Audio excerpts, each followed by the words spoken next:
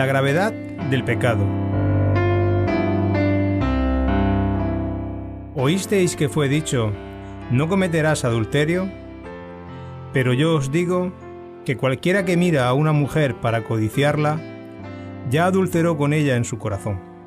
Por tanto, si tu ojo derecho te es ocasión de caer, sácalo y échalo de ti, pues mejor te es que se pierda uno de tus miembros y no que todo tu cuerpo sea echado al infierno.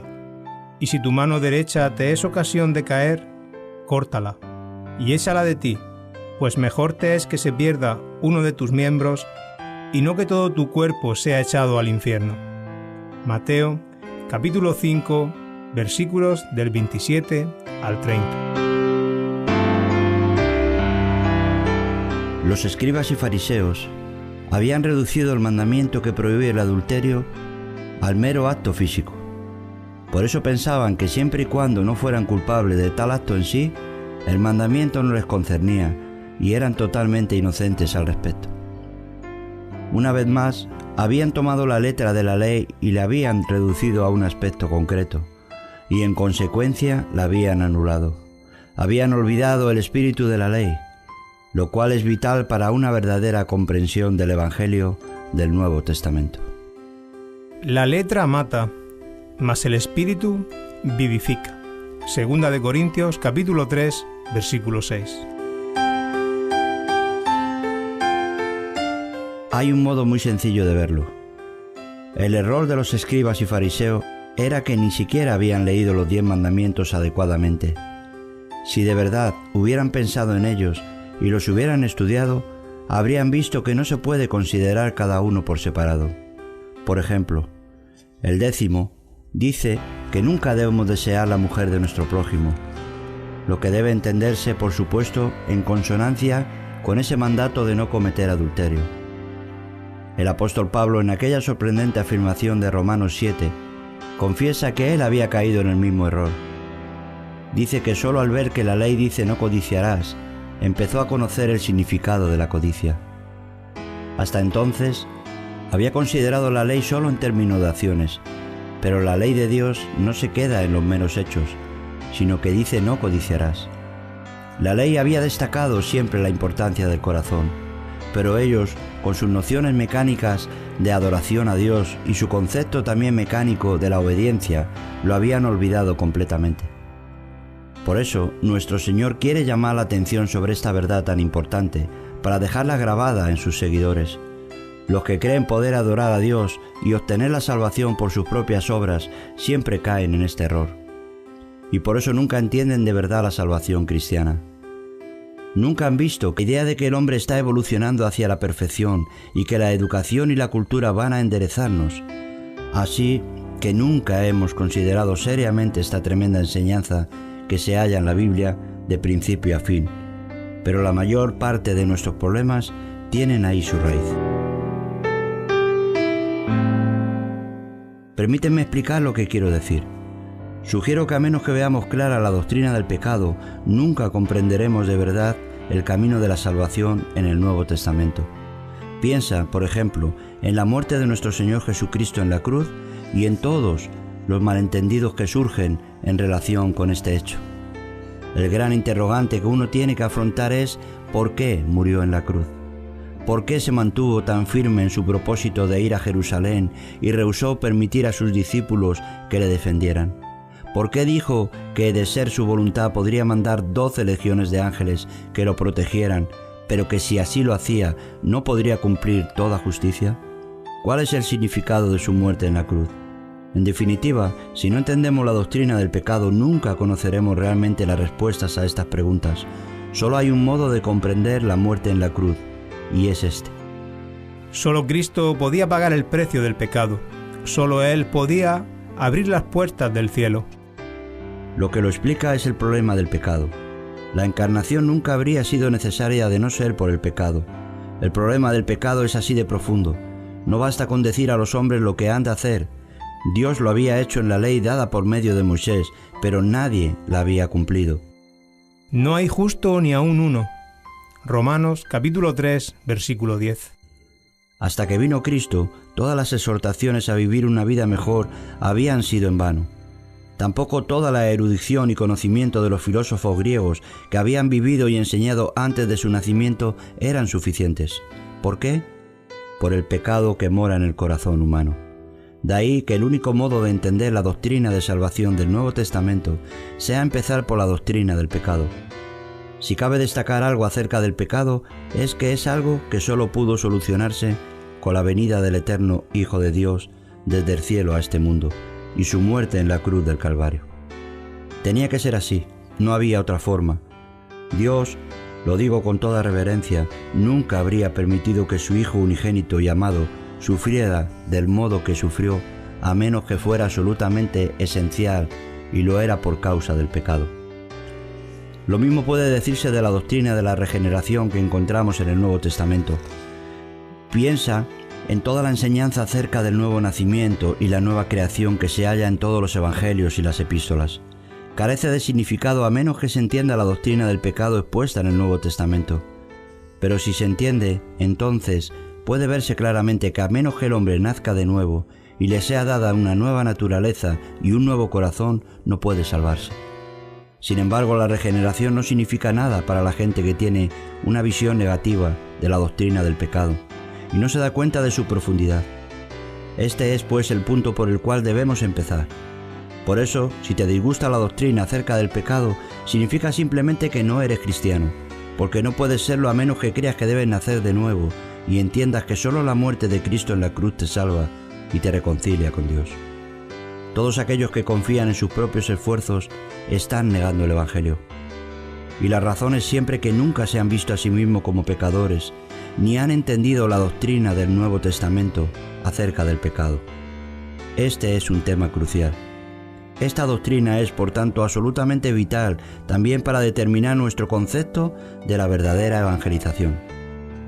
Esta no existe sin la doctrina del pecado y sin una comprensión de lo que es el pecado. No quisiera ser injusto, pero afirmo que un evangelio que dice meramente ven a Jesús y que ofrece la amistad de Cristo y una nueva vida maravillosa, sin convicción de pecado, no es la evangelización que encontramos en el Nuevo Testamento. La esencia de la evangelización empieza por la predicación de la ley, y es porque no se ha predicado la ley, por lo que hemos visto tanta evangelización superficial.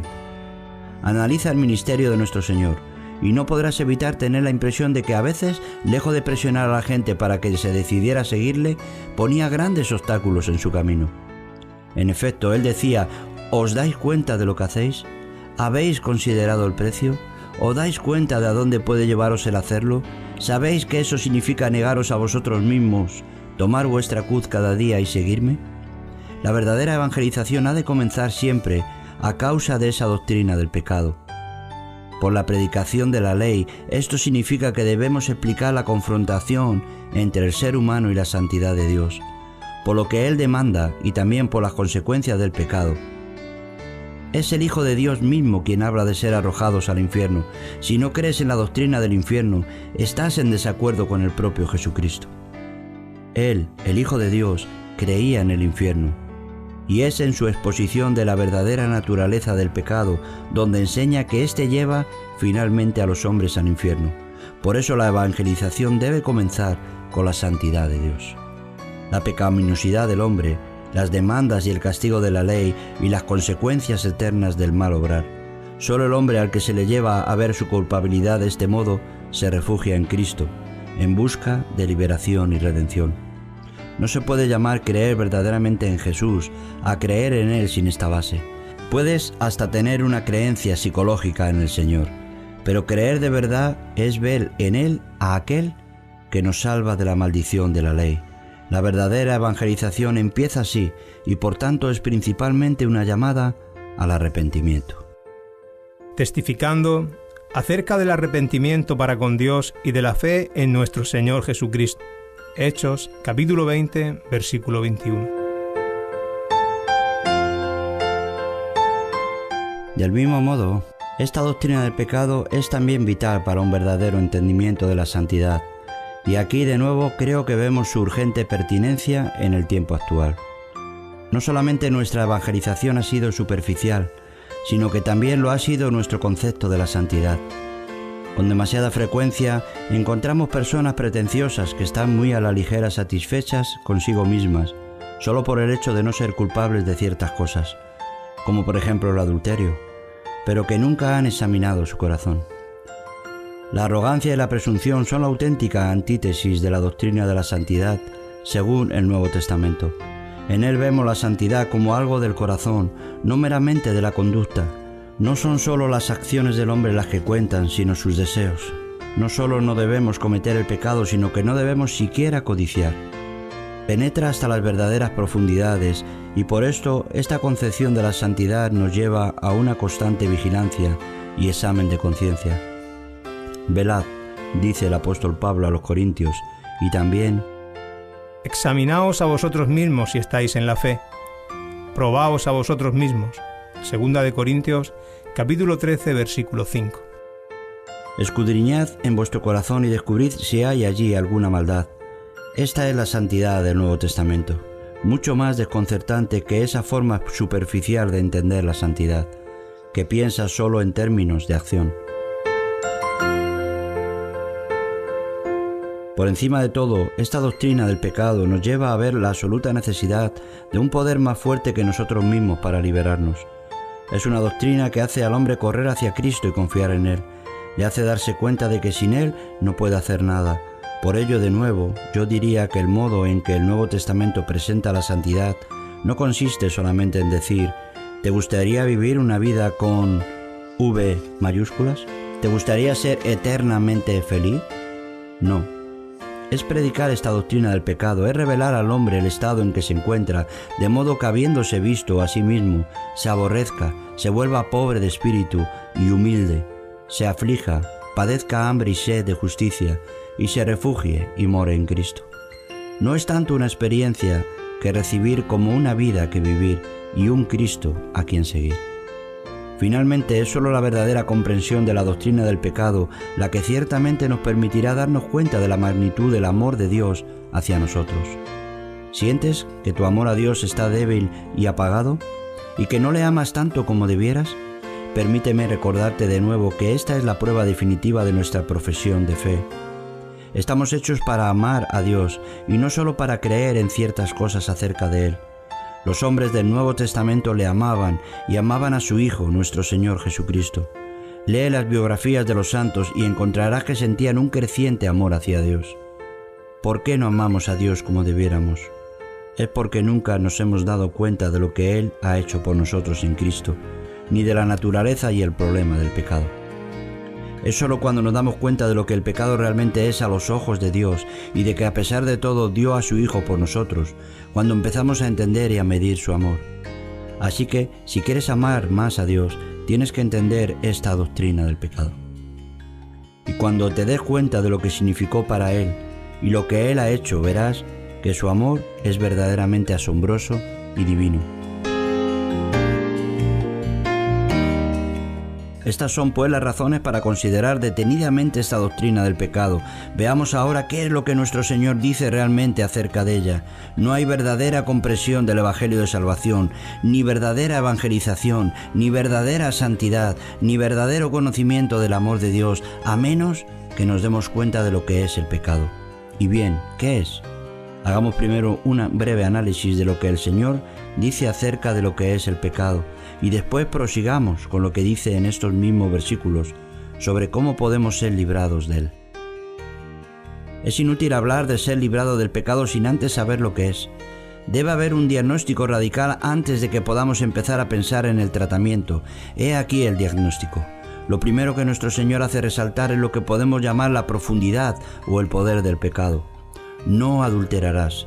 No dice que con tal de que no cometas el acto en sí no pasa nada, sino que por el contrario dice: pero yo os digo que cualquiera que mira a una mujer para codiciarla, ya adulteró con ella en su corazón.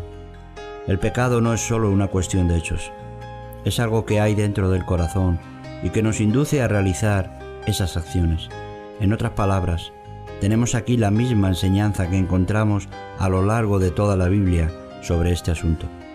Que aquello en lo que debemos hacer hincapié no es tanto en los pecados como en el pecado. Los pecados son los síntomas de una enfermedad llamada pecado. y lo que importa es la enfermedad, no los síntomas, ya que no son los síntomas los que matan, sino la enfermedad. Los síntomas pueden variar enormemente. Podemos ver a una persona postrada en la cama, respirando con dificultad y en gran aflicción, y decir que esa persona está gravemente enferma de neumonía o algo parecido. También podemos ver a otra persona echada en cama, sin angustia, sin síntomas agudos, sin dolor, sin problemas para respirar, descansando en aparente tranquilidad y bienestar, y sin embargo, aún así, puede haber alguna espantosa enfermedad, algún terrible tumor en el interior de esta persona consumiéndole los órganos vitales. Una enfermedad que le va a matar con tanta certeza y seguridad como a la primera. No es el modo, sino el hecho en sí de la muerte lo que importa.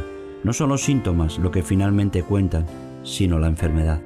Esta es la verdad que nuestro Señor quiere enseñar aquí.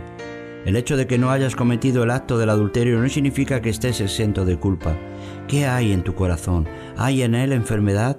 Sus enseñanzas es que lo que importa es ese feroz y aborrecible poder presente en la naturaleza humana como consecuencia del pecado y la caída. El hombre no fue siempre así, porque Dios lo hizo perfecto. Si crees en la teoría de la evolución, en realidad está diciendo que Dios nunca hizo al hombre perfecto, sino que lo está llevando hacia la perfección, por lo que no hay verdadero pecado. Pero la enseñanza de la Biblia es que el hombre fue creado perfecto y que cayó de esa perfección. Como consecuencia, este poder, esta úlcera, ha entrado en la naturaleza humana y actúa como una fuerza interior adversa y maligna. El resultado es que el hombre desea lo malo y codicia. Esto está dentro de él al margen de lo que ocurre a su alrededor. Nuestro Señor dijo que es del corazón de donde salen los malos pensamientos, los homicidios, los adulterios. Mateo, capítulo 15, versículo 19. Luego el pecado debe ser entendido así, como un terrible poder. No es tanto el que yo haga una cosa, es lo que me impulsa a hacerla lo que importa. En todos nosotros está, hemos de reconocerlo, la profundidad y el poder del pecado. Pero permíteme decir unas palabras acerca de la sutileza del pecado. El pecado es esa cosa terrible que nos engaña y embauca hasta el punto de hacernos sentir felices y complacidos. Siempre y cuando no hayamos cometido el acto en sí, podría decir, sí, fui tentado, pero gracias a Dios no caí. Eso es verdad hasta cierto punto, siempre que no nos baste con eso. Si me basta solo el hecho de que no lo cometí, estoy en un completo error. Debería preguntarme, ¿pero por qué quería cometerlo? Ahí es donde aparece la sutileza del pecado, que afecta a toda la constitución humana. No es simplemente algo en la parte animal de nuestra naturaleza, está en nuestra mente y en nuestro modo de ver, y nos hace pensar de esta manera corrompida. Piensa en la forma tan hábil en que se introduce en la mente y la manera terrible en que caemos pecando con el pensamiento. Hay hombres y mujeres muy respetables a los que nunca se les ocurriría cometer un acto de adulterio, y sin embargo gozan pecando con la mente y la imaginación. Estamos tratando asuntos prácticos, estamos tratando de la vida tal y como es. Esto es lo que quiero decir. ¿Nunca has sido culpable de adulterio? Muy bien. ¿Querrías entonces contestarme a esta sencilla pregunta? ¿Por qué lees con tanto interés todos los detalles de los escándalos en las revistas? ¿Por qué lo haces? ¿Por qué lees esos reportajes de cabo a rabo? ¿Cuál es tu interés? ¿Te interesa acaso el aspecto legal o el social? No. La respuesta es, te recreas en ello. No se te ocurrirá hacer estas cosas tú mismo, pero estás delegando en otros para que las hagan por ti. Pecas en tu corazón y en tu mente, y eres por tanto culpable de adulterio. Esto es lo que Cristo dice. Qué sutil y terrible es esto. ¿Con qué frecuencia pecan los hombres haciéndose partícipes con los protagonistas de novelas y biografías? ¿Lees la crítica de un libro? ¿Ves que contiene conductas y comportamientos escandalosos de un hombre y lo compras? Fingimos tener un interés filosófico y que somos como sociólogos leyendo por puro interés. No, es porque la cosa nos atrae, nos gusta. Es el pecado en el corazón, el pecado en la mente. Otro ejemplo de este estado de pecado se encuentra en cómo siempre tratamos de justificar nuestros fallos culpando a nuestro ojo o a nuestra mano. Decimos, yo nací así, mira aquel otro hombre, él no tiene esa debilidad. Tú no conoces el interior de esa persona. Y en cualquier caso, es la sutileza del pecado la que hace que te excuses en términos de tu naturaleza particular, la mano, el pie, el ojo o algo parecido. No, el problema radica en tu corazón. Todo lo demás no es más que la expresión del mismo. Lo que importa es aquello que conduce al pecado. Está, además, la naturaleza pervertidora del pecado y su efecto. El pecado es algo que pervierte. Por eso dice nuestro Señor: si tu mano derecha te es ocasión de caer, córtala y échala de ti. Qué gran verdad es esta acerca del pecado. Es algo tan devastador y perverso que convierte a los instrumentos que Dios me ha dado y cuyo objeto es servir para mi provecho en mis enemigos. No hay nada malo en los instintos naturales del hombre. Nos los ha dado Dios, son excelentes, pero esos instintos, a causa del pecado, se han vuelto en contra nuestra. Las cosas que Dios puso en el hombre para hacerle hombre y permitirle desempeñar sus funciones se han convertido en causas de tropiezo. ¿Por qué? Porque el pecado todo lo retuerce, hasta el punto de que preciosos dones como la mano o el ojo puedan convertirse en una molestia y metafóricamente tenga que cortarlos y arrancarlos de mí. El pecado ha pervertido al hombre, volviéndolo en mal el bien. El pecado ha pervertido al hombre, volviendo en mal el bien mismo. Lee de nuevo cómo lo expone Pablo. Esto dice, es lo que el pecado ha hecho al hombre. Ha hecho que la ley de Dios, que es santa y justa y buena, nos lleve al pecado. El mero hecho de que la ley me indique que no debo hacer una cosa me hace pensar en ella. Eso la trae a mi imaginación y acabo por hacerlo. Todas las cosas son puras para los puros. Tito, capítulo 1, versículo 15. Sí, pero si tú no eres puro, cosas que en sí son buenas te pueden ser dañinas. Esta es la razón por la que nunca he estado de acuerdo con la educación sexual de los niños en la escuela, porque se les introduce así en el pecado, se les habla de cosas de las que antes no sabían nada, y como no son puros, no es de esperar que tal enseñanza les conduzca al bien. Ahí reside la tragedia de la educación moderna. Está basada enteramente en una teoría psicológica que no reconoce el pecado en vez de la enseñanza del Nuevo Testamento. Hay en nosotros algo que nos arrastra al pecado. La ley es santa, justa y buena, pero el problema está en nosotros y en nuestra naturaleza pervertida. Por último, el pecado es algo destructivo. Si tu ojo derecho te es ocasión de caer, sácalo y échalo de ti. ¿Por qué? Porque mejor te es que se pierda uno de tus miembros y no que todo tu cuerpo sea echado al infierno. El pecado destruye al hombre, ya que introdujo la muerte en su vida y en el mundo. Conduce siempre a la muerte y finalmente al infierno, al sufrimiento y al castigo. Es algo aborrecible a los ojos de Dios. Y digo con reverencia que, porque Dios es Dios, el pecado debe conducir al infierno. La paga del pecado es muerte. Romanos